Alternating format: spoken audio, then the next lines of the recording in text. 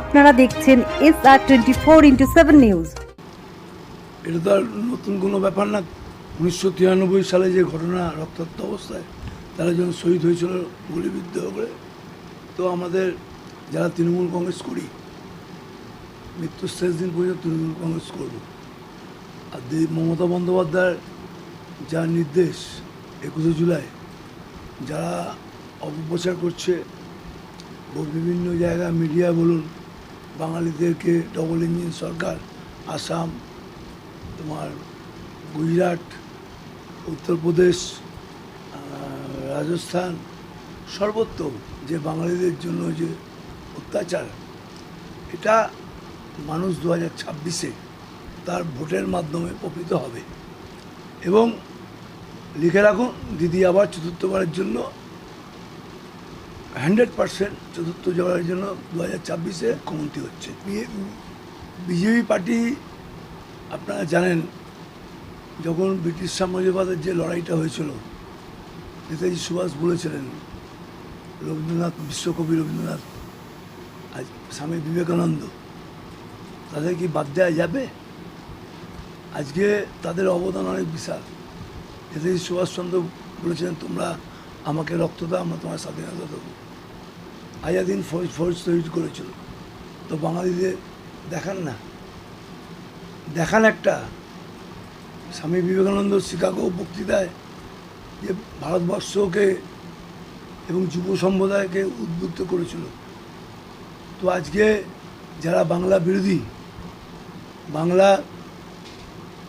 যারা বাংলা বিরোধী নোংরা মিডিয়া বলুন এবং অপপ্রচার চলছে, মানুষ, তারা বাংলার যে 10 থেকে 12 কোটি মানুষ, তারা সিদ্ধান্ত নিয়েছে যে বিজেপি যে পার্টি বাংলা বিরোধী, তাদের সংস্কৃতি জানে না, কালচার জানে না। আর তৃণমূল পার্টি তো 365 দিন প্রোগ্রাম করছে, মানুষের জন্য কাজ করছে। দিদি দুয়ারে সরকার করছে, আমার লক্ষ্মী ভাণ্ডার, স্বাস্থ্যসাথী কার্ড, বিশ্বের দরবারে যে সম্মান পাচ্ছে, দেখাক। একটা কেন্দ্রীয় সরকার দেখাক না, দেখাক যে 2014-এ বলেছিল 2 কোটি মানুষ চাকরি দেবে 11 বছর। তা 11 বছরে 2 কোটি যদি মানুষ হয়, তা কত হচ্ছে? 22 কোটি। তো শিল্প এসছে, মানে যারা গরিব মানুষ 100 দিনের টাকা মেরে দিচ্ছে না।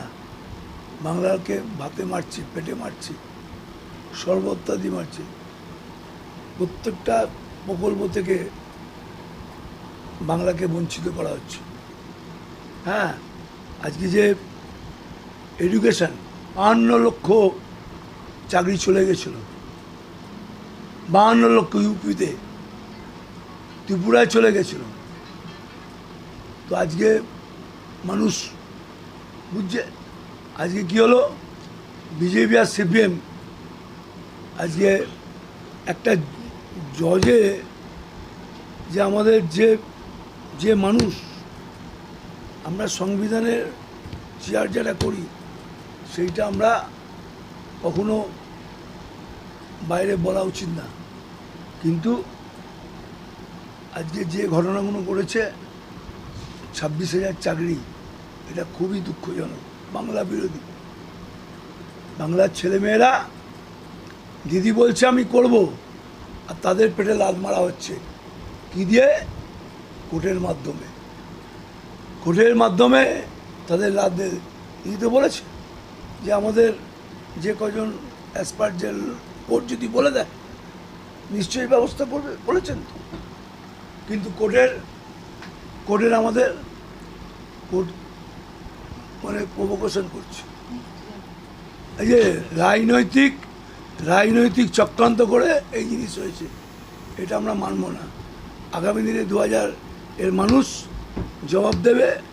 মমতা বন্দ্যোপাধ্যায় জনমুখী যে প্রকল্পগুলো আছে, সেই প্রকল্প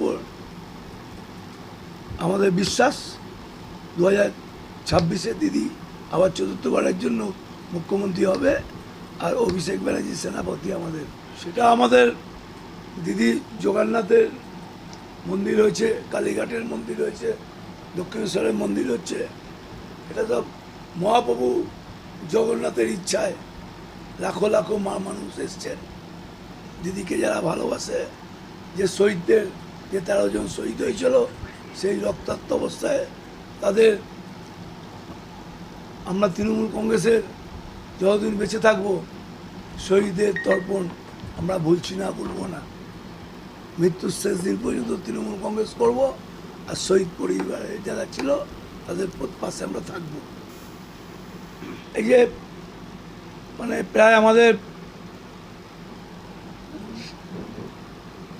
80 থেকে 90 হাজার মানুষ সকাল থেকে ওআরএসের যারা রোদ্রের মধ্যে বহু দূর দূর দূর থেকে বাংলা থেকে আসছে, উত্তরবঙ্গ থেকে আসছে। আমরা কিছু করতে পারিনি, সীমিত ক্ষমতার মধ্যে দিয়ে খালি ওআরএস জল আর ট্যাবলেট ওষুধপত্র ডাক্তারদের রেখে দিয়েছিলাম। যাদের কারো লুজ মোশন হয়েছে, কারো হয়তো গরমে ফিভার হয়েছে, জ্বর হয়েছে, বা অ্যান্টাসিড, হ্যাঁ মানে ইনডাইজেস্টিং প্রবলেম হচ্ছে পেটের, তাদের জন্য অ্যান্টাসিড দিয়েছি, জেনারেল মেডিসিন, ক্যালপল ট্যাবলেট। তারপরে আমাদের যারা লুজ মোশনের জন্য দেওয়া হয়েছে। তো এই জিনিসগুলো যেটা এমার্জেন্সি সেটা দিয়েছি। সব যা করেছে আমাদের মমতাময়ী, তারই সহযোগিতা, তার আশীর্বাদ, দীঘার সেই জগন্নাথ মন্দির মহাপ্রভু, সেই মহাপ্রভুর যিনি জগৎকে মহাপ্রভু, তার আশীর্বাদ নিয়ে আমরা এগিয়ে যাব। এবং 2026-এ দিদি চতুর্থবারের জন্য মুখ্যমন্ত্রী হবে, আর সেনাপতি হচ্ছে অভিষেক ব্যানার্জি।